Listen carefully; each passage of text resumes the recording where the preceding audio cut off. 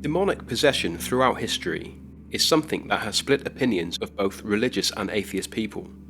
It's upheld by some as fact, an attack on the body and senses by an unseen and often evil force. Others wholly disregard it and put it down to severe mental illness, sometimes accompanied by episodes of seizure. Most of us have heard the stories behind popular cases like Annalise Michel, Michael Taylor and Janet Hodgson, to name a few. But today I'll be taking a look at a case from over 100 years ago, a disturbing alleged demonic possession that took place in South Africa in 1906. This story is about a 16-year-old girl named Clara Germana Cele, who lived at and attended a Christian school called St. Michael's Mission, although author Brian McConnell's book The Possessed refers to the school as the Marianne Hill Order Mission. Either way, it was located in Umzinto in the Natal region of South Africa, now known as KwaZulu-Natal. Up until 1906, Clara was considered a healthy child, and ever since she was adopted by the mission as a 4-year-old orphan, she was respectful and well-behaved.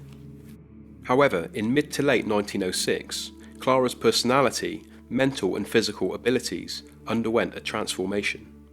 She had become insolent, and her language had become foul and blasphemous. The nuns and priests who had been around her most of her life tried to help her situation by giving her religious tokens and medals, and praying for her in the hope that it would bring the old Clara back to them. On July the 5th that year, the date of her 16th birthday, she became particularly erratic in her behaviour, confused and uncomfortable in her usual surroundings. That night, as she lay in her dormitory, she called out for help. 2 sisters ran to her aid, and when they entered her room, Clara cried out to them, "Get the priest, I have to confess something. Get him quickly.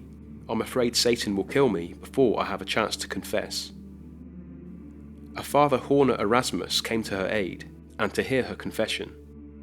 Clara revealed to him that on turning 16 she had made a pact with Satan, sold her soul to him, and that now she had been possessed. She told Father Erasmus, "I am lost. I have confessed and taken communion under false pretenses. Satan is calling me."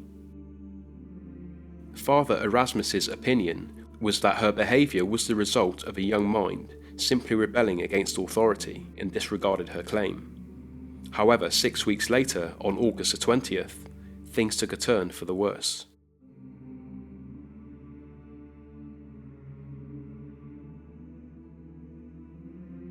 A great deal of commotion and screaming drew 2 of the mission's nuns to Clara's dormitory. They found her curled up beside her bed. Her clothes were torn and the bed frame had been broken. She then explained to them that she had thrown away all of her crosses, rosaries and other holy items, which left her vulnerable. When the nuns tried to help, Clara began ransacking the room, throwing objects around and hysterically screaming at an entity only she could see. Her words spoken on this occasion varied depending on which retelling of the story you read, but they were to the effect of, "You betrayed me, you promised me glory, and now you torture me." 2 nuns and 3 older girls were appointed to watch over Clara for the rest of the night, by order of the Mother Superior, who still believed Clara's actions to be a false claim and a bid for attention. The night began well, and the women talked amongst themselves in a friendly manner, even laughing together. It was when Clara began to question the nuns' faith in God that a dispute began, eventually escalating into an extremely violent scene. According to the official record detailed in Brian McConnell's book The Possessed, Clara attacked the 2 nuns, beating them severely, choking them, partially tearing away their clothes, and leaving them barely conscious. The 3 older girls wisely made no attempt to intervene during the attack.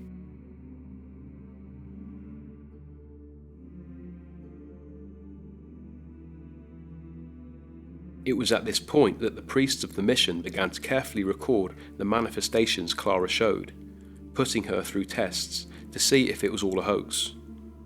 They found that when she came into contact with holy water, Clara's skin would burn and blister, even when she wasn't in the throes of a demonic possession. And there were occasions when fire would inexplicably appear in Clara's presence. This happened one day in the mission's kitchen, making everyone retreat, while the disembodied flames continued to lick the air. This also occurred in her bedroom. Flames were said to appear and rise from her bed, burning the white sheets and the bed's wooden frame, but leaving Clara and her clothes unaffected. She became repulsed by religious artifacts and knew if a priest or nun was concealing a rosary or crucifix from her, she instinctively knew it was there and would complain. As well as possessing incredible strength and involuntarily summoning fire from nowhere, she had obtained the ability to speak and understand several European languages that she had never had any exposure to before, like German, Polish and French. It was later discovered that she also possessed clairvoyant abilities, enabling her to read people's minds and reveal accurate information about their private lives. On one occasion, when a young man at the mission mocked her, she revealed in detail his recent ungodly exploits, when they had happened and who with. Many members of the mission would congregate around her, either with the intention to help expel the evil inside Clara, or simply to stand by and observe. But when Clara began to reveal the impure thoughts of the people around her and who they were having these thoughts about, needless to say, the congregation began to retreat quickly. She also spoke in detail about Father Erasmus's recent journey to Rome, giving specific information about where he had gone, what he had done, and whom he had met there, some details that even he struggled to recall.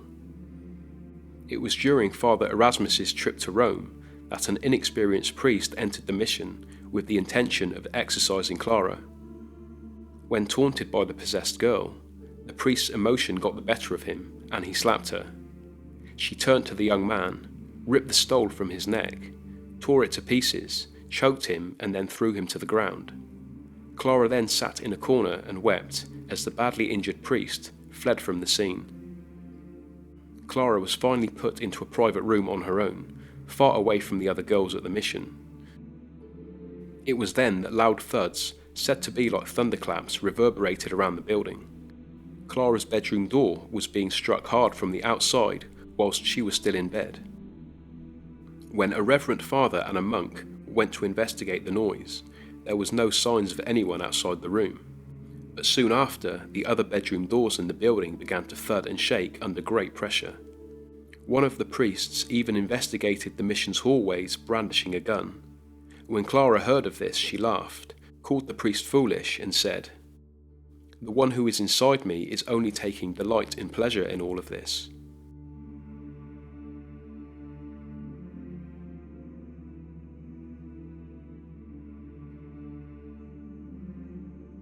Clara would soon undergo physical changes too, changes that seemed humanly impossible but were there for all to see. Her neck would extend, so much so that the pressure would produce large lumps under her skin. The lumps would then be seen to move around beneath the skin and then shrink and disappear. Her language again became more expletive, and she began making guttural, snarling, animalistic sounds. One of the nuns said, "No animal had ever made such sounds, neither the lions of East Africa nor the angry bulls. At times it sounded like a veritable herd of wild beasts, orchestrated by Satan, had formed a hellish choir." Probably the most disturbing and unbelievable physical manifestation associated with Clara was the serpentine transformation. She'd fall limp to the floor, roll over onto her stomach, and wriggle across the floor like a snake. Witnesses said that her movements seemed impossible, unlike anything the human skeletal form was capable of. She'd flick out her tongue and even strike out in a viperous fashion, and once clamped down on the arm of a nun who had knelt beside her in prayer, revealing puncture wounds like the bite of a snake.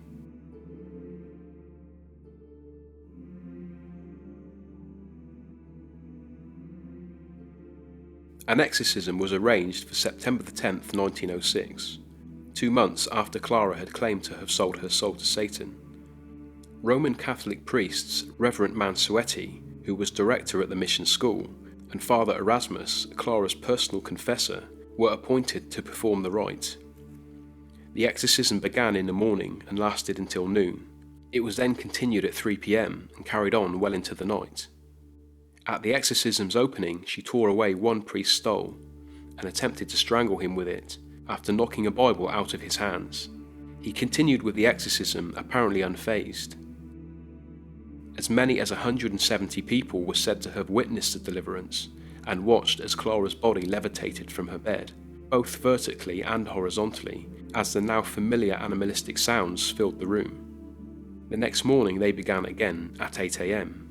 They put Clara under extreme pressure, trying to force out the evil within, dousing her with holy water until finally the demon himself agreed to depart her body.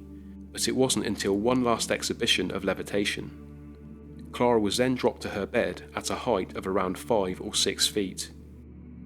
It was this final act of defiance that marked the end of the exorcism. Clara made a second deal with Satan in January of 1907, which led to a second exorcism. Again, the rite was a success, but this time the room was said to have been filled with a foul odour once the possession was lifted. In retaliation to beliefs that she was suffering from mental illness, the clergyman responded by saying that Clara had gone on to live a normal life, with no other signs of demonic possession. They said that had she been suffering from mental illness, she would never truly have been cured, as is often the case with such illnesses. Although Clara Germana Cele showed no more signs of demonic possession after 1907, her life was cut short when she sadly died of heart failure in 1912, at the age of 22.